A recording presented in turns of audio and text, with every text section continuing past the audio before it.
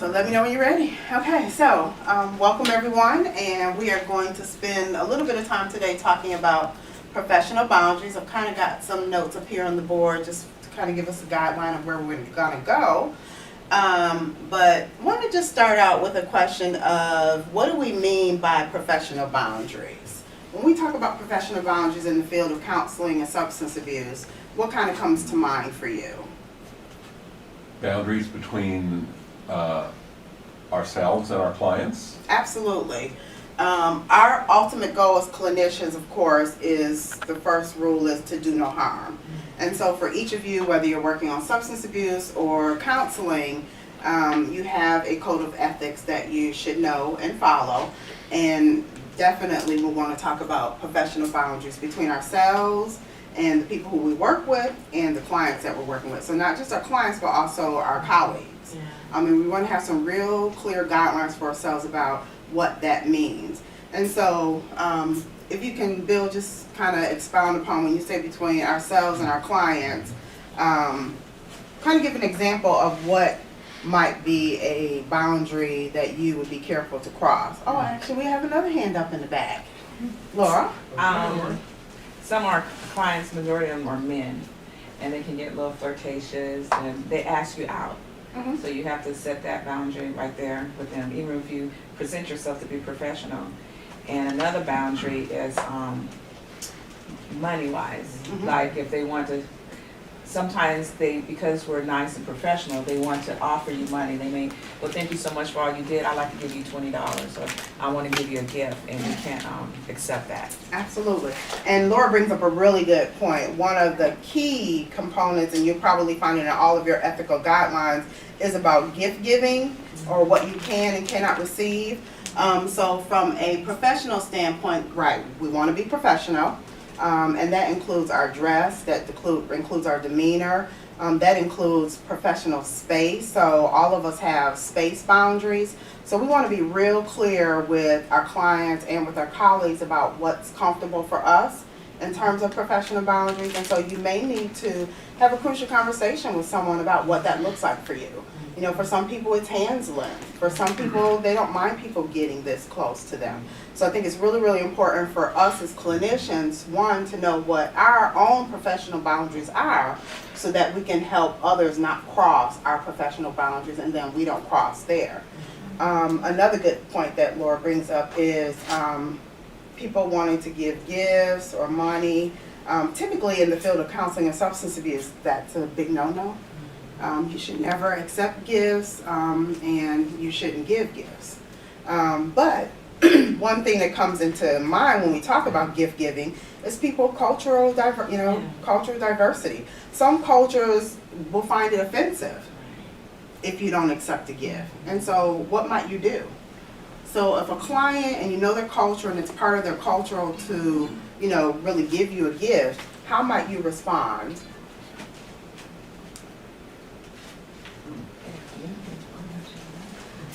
I would think you would speak to them about it, and tell them how much you appreciate them wanting to give you a gift.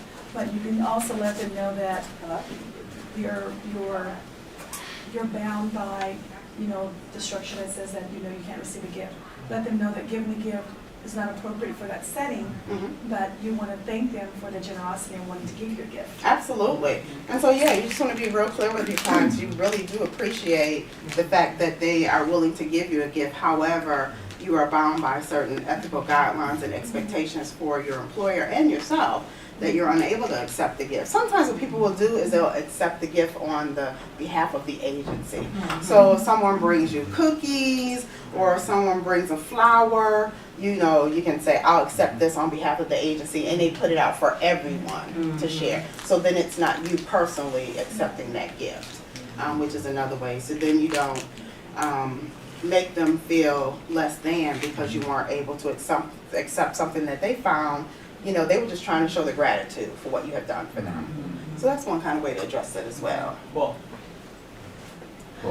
I think another issue or a boundary that we typically get with our substance abuse clients, mm-hmm. sometimes they might need rides So I know that's a tough one, and for us as professionals, we can't go past that boundary, but we should, you know, when we address it to them, like, hey, I can sit and maybe wait with you, but I'm not obligated to, you know, give you a ride or take you to the bus stop or anything like that. Absolutely. So that gets a little sensitive too sometimes. Absolutely.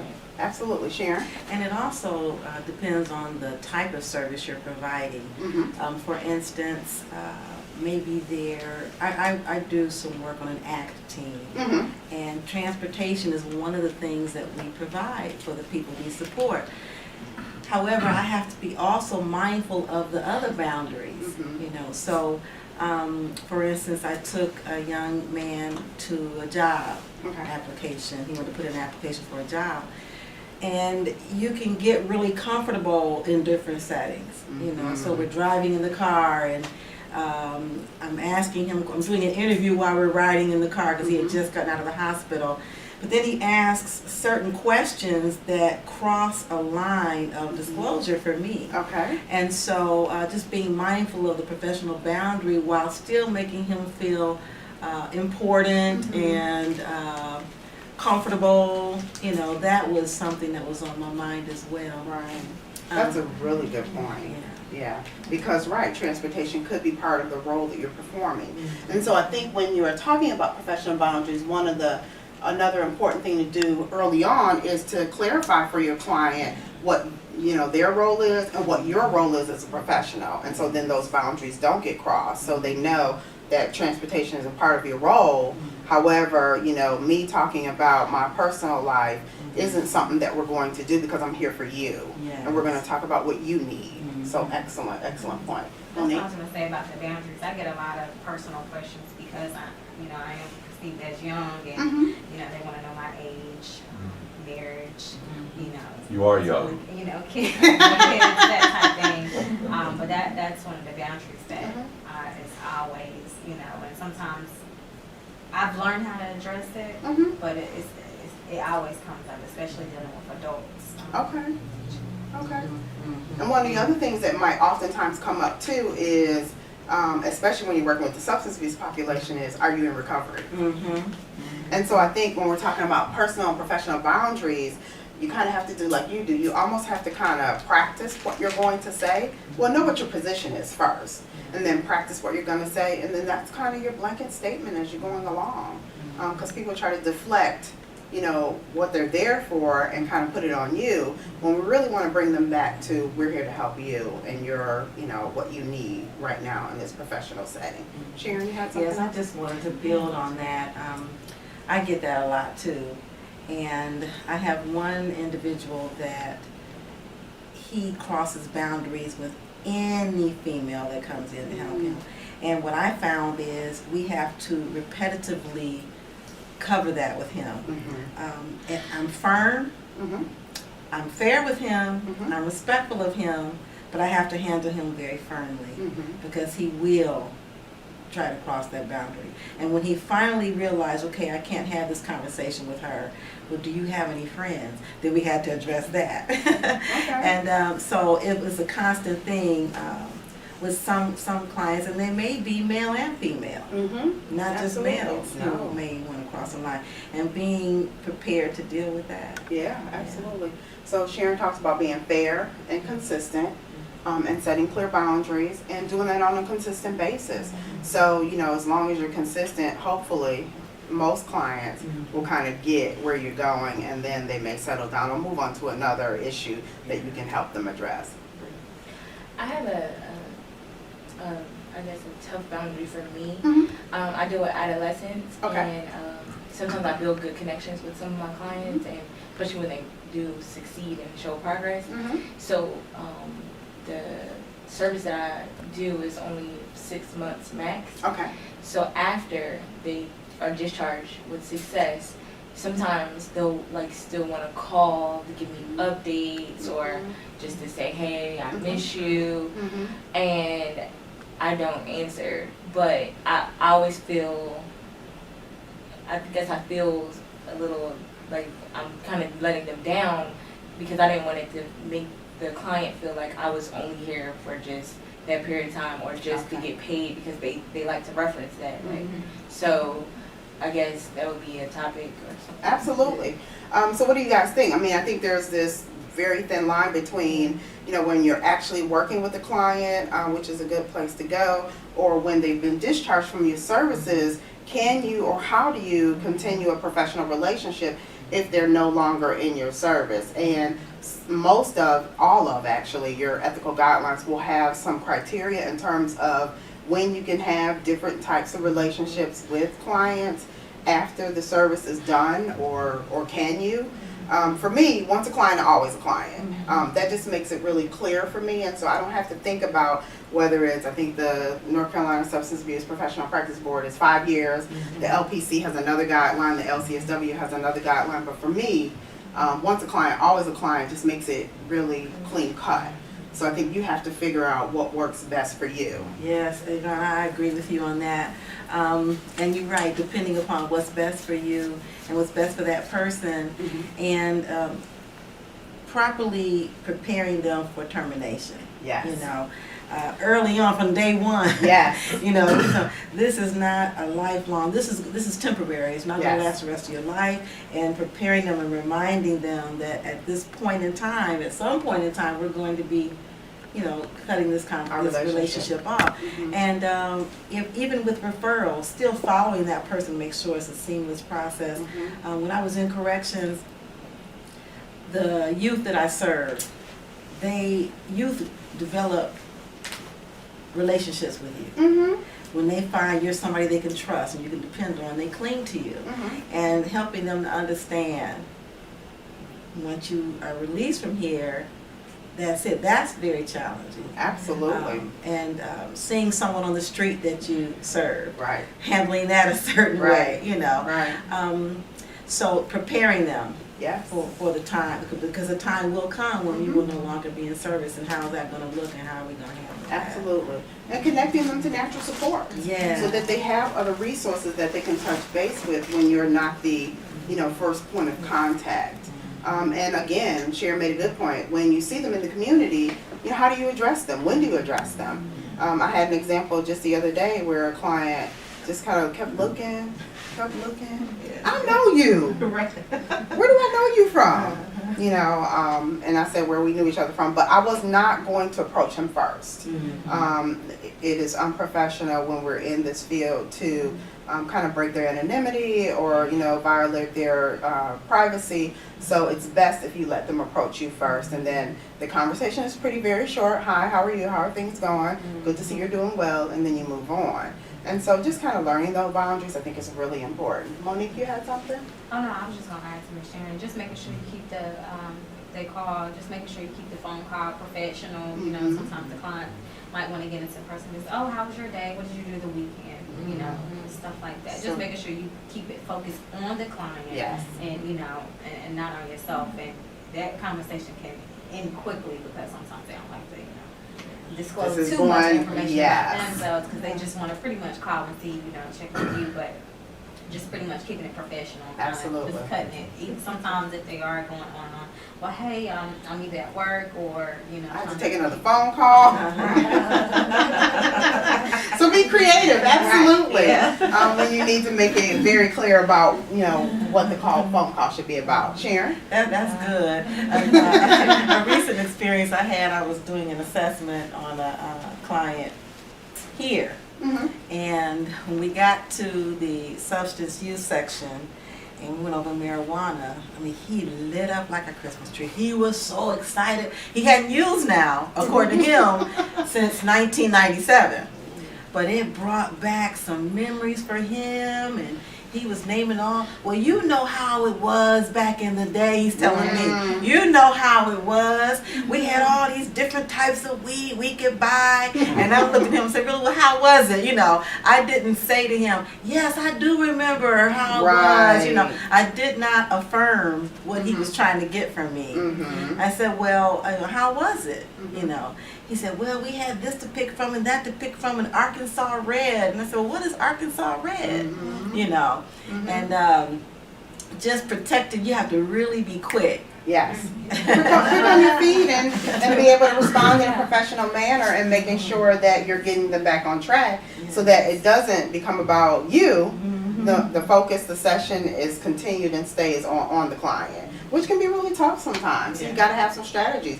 And those agencies where you're actually out and about and you have to use your own personal phone, you have to use your own personal car, and sometimes they ask you to give out your personal cell phone number so that people can get a hold of you. You know, after hours, you have to have boundaries for yourself in terms of when do you shut off the phone. Miss Yvonne, can I say something there before you go to Absolutely. another point? Just yesterday, you know, some clients will connect with you better than they do someone else in your agency. So this young brother, because I worked with young people, I have an affinity with them. Well, Miss Sharon, what if I need to just talk to you? I can't call you because your phone is blocked. So I said, well, you can call the office and they'll call me and then I'll call you. Yes. Or you can call the crisis line if Yes. it's after hours. They'll call me and I'll call you. So when you see the Absolutely. private number and I leave you a message, Uh-huh. and I'm going to call you right back, pick up. Because he wanted that number. He wanted that cell phone number. And that's a big mistake. That's a huge mistake. And sometimes we can get ourselves in a lot of trouble professionally by really crossing those boundaries. So we've got to be careful. We have to protect ourselves. One thing that you do have for yourselves as clinicians is your name, your reputation, and your license.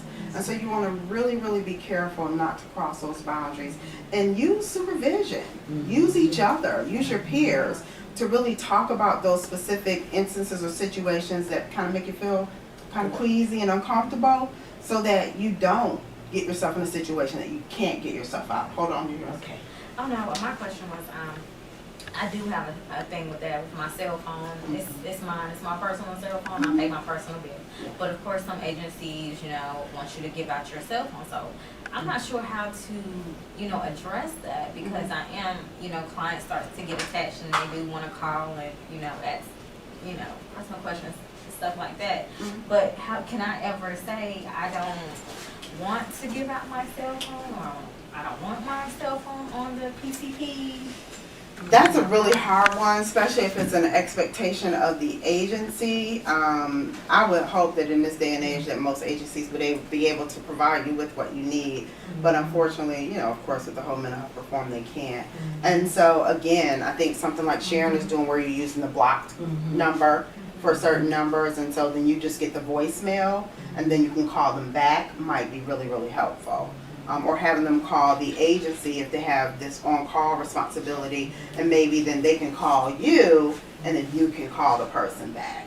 But that makes it really difficult when that's an expectation of the agency that you use your own personal phone for client calls.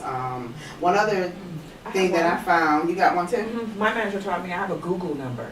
That's what I was just getting ready to Google say. number, and that's what I use. And it's free, right? Yes, it's free, because sometimes my number can go to our number, but like if I'm on the road and I don't want to do that, I just call them from my Google number and everything. You can set it up right through your own phone, right?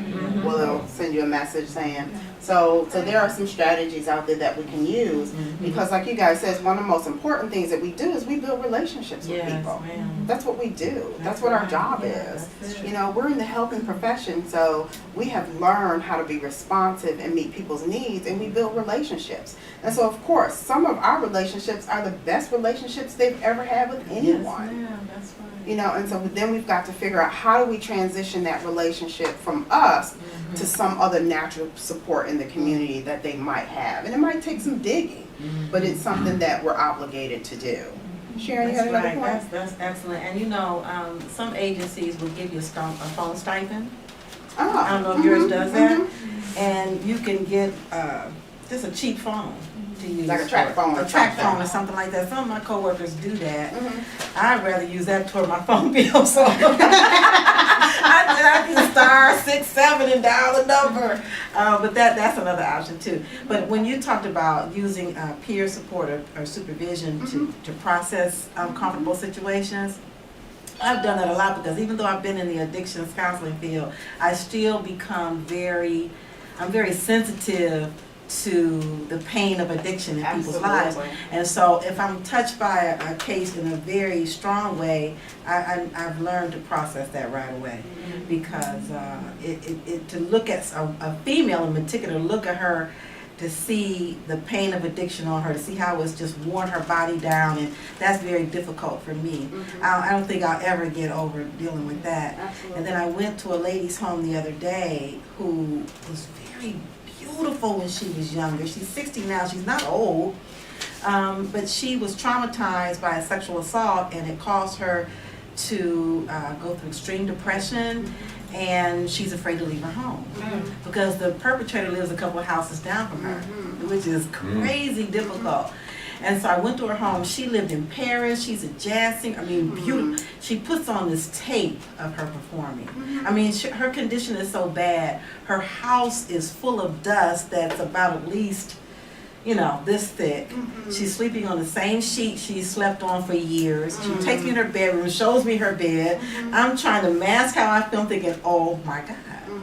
We got to get this lady some help. Right. And her dog, she has a dog who is her companion, but he's ungroomed, and she needs someone to come in and help her. But when she put on this tape of her performance in Paris, I saw life come into her.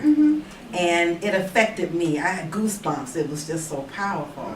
The applause she received from this audience, and you could tell they were giving her a standing ovation. And it touched me, and I had to hold back tears because I saw how it affected her. And I had to, as soon as I left out of her house, I had to call somebody and process that. Absolutely. Absolutely. Because then I was still like, And so, I just wanted to support what you said, how important that is. Well, because you guys are taking on other people's traumas all day long, every day. The people who we work with have been traumatized. And we take on that trauma when we work with them, even though we may not realize it.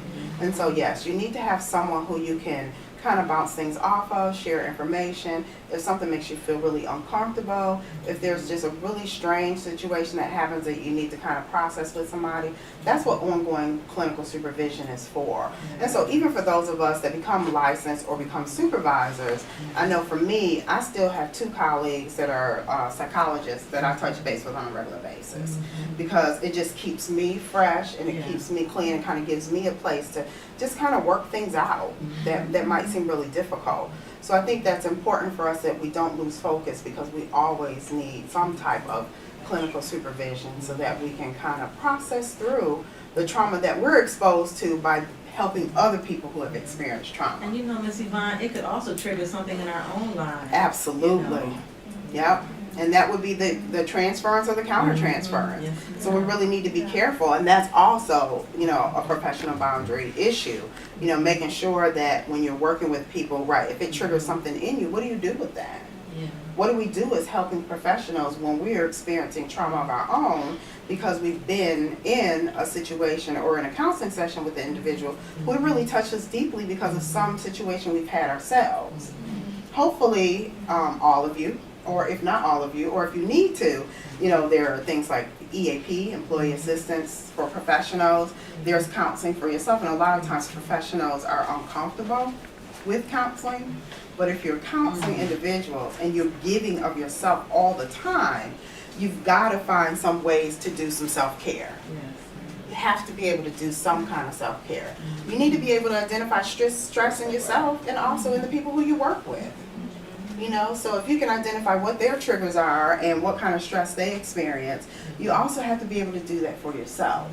So you need to be able to figure out what are your self-care techniques, strategies. For me, I like to be by myself. I need to be in a place where there's no TV, there's no phone, there's no people, there's no anything, because it gives me an opportunity to re-energize.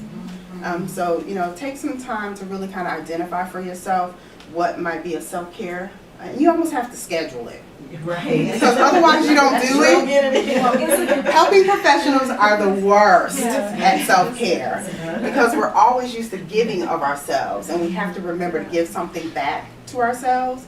And so whether it's reading a book, or whether it's swimming, or whether it's yoga, you know, whatever helps you kind of to relax and re-energize, those are the things that you really need to take the time to practice, because it helps you keep good professional boundaries. Yes, you know, that you cannot overstress that. I'm telling you, when you start getting to the point where you hate to see this person coming, or you know your shoulders are up to here, your earlobes, it's time to do something. When I was early in corrections, we had a supervisor who was like so good. She could look at you and tell, and she would say, "Get out of here, go to the park." Take you an extra hour for lunch, because she could just read it on you, you know. And we have to get to the point, like you said, where we can recognize that within ourselves, maintenance, you know, self-maintenance, because otherwise you'll burn out, spin out, and you're no good for anybody. That is so true. Monique? In the mornings, I started incorporating a daily walk. Oh, Not okay. only for the clients, but it's for me as well. Because right before I start group, we do Okay. a walk just to, you know, gather my thoughts, get us together, you know, as a group. And I think so far it's been working really well. Good, good. Anybody else have any good self-care activities? Oh, well, okay, I know what she gonna say. I'm gonna say I do journal. Okay, you I have journal. to, man. When it, you know, and I might not do it every day, Right. but if something is really pressing on me, I journal and I go to that park, Mm-hmm. and I will go get on the treadmill. Okay. And I'm getting that sauna if my hair is not freshly done. Absolutely, Yes. those are great. You have any more, Laura? I saw every Friday I go horseback riding. Horseback riding. Yes. Wonderful. I always love horses. Wow. I'm learning how to ride a horse. How therapeutic are animals? And I found a new place. It's called Darby's Acres. She has a zebra. She let us pet the pig Shine. My daughter caught a pig in a bin. And she has everything. She's a rescue. Rescue, And okay. plus you do horseback ride lessons. And how therapeutic are animals? Oh my goodness! I helped a prairie dog, and he loves to be loved. And oh God, it's awesome. Absolutely. It's awesome. Absolutely. So those are really some really, really great ideas, but I think it's really, really important to have something and know a lot about yourself. You know, what do I need? We sometimes don't take enough time to explore our own selves, so that we know who we are, so that when we're working with others, we know what we have to give. So it's really important to practice self-care. I think horses is a great way to do that. And definitely, riding, swimming, walking, those things that can kind of give you some energy so that you can give fully of yourself when you're working with another individual, which can be tough sometimes. You know, Ms. Yvonne, I went to yoga. I was taking yoga for like maybe 4, about a month. Okay. And I'm telling you right now, the first day when we went into the restoration piece, you don't know how much you're carrying and wearing until it starts coming out. And I cried like a baby. I hugged my trainer, and she was like, "Are you okay?" I said, "Yes," because all tears aren't bad. No. But I appreciated her for walking me through the steps and helping me to release what was going on inside of me that I didn't know was there, but it was there, And so yoga was an excellent way to do that. And I'll just listen to the music sometime and meditate. Okay. And it just is. Absolutely. For me, there are days when I sit in my car for 30 minutes before I ever go into the office. I listen to prayer for at least an hour before I go to work. Because those are the things that I need to do to be centered so that I can work with the people who I work with every day. And sometimes it's not my clients, sometimes it's my staff or my colleagues that I kind of need some refuge from. So I just think it's really, really important for us to be able to do that. So when we're talking about professional boundaries, again, we want to make sure that ultimately, we do no harm. That's our first goal. Even when a client is with us and they make us feel really uncomfortable, if you have to get another colleague to help you, do so. I think that's important. We want to make sure that we share with them what our role is, what my role is as the counselor, what my role is as the supervisor, what my role is as your role is as the client. You want to clear those things up right in the beginning so that everybody in the room is very clear about what the interactions will be like. And I think that helps. We want to make sure that we're getting ongoing supervision. It is critically important to be able to touch base with, even if it's peer supervision, to touch base with your colleagues and your supervisors on a regular basis so that you are clear on what the ethics are and what you're bound to ethically and what you need to share and be responsible for. And again, I think one of the last important points is about self-care. Making sure that we are doing what we need to do as professionals so that we stay healthy, so that the people who we are working with get the best of us when they're with us. So that's kind of our conversation for professional boundaries for today.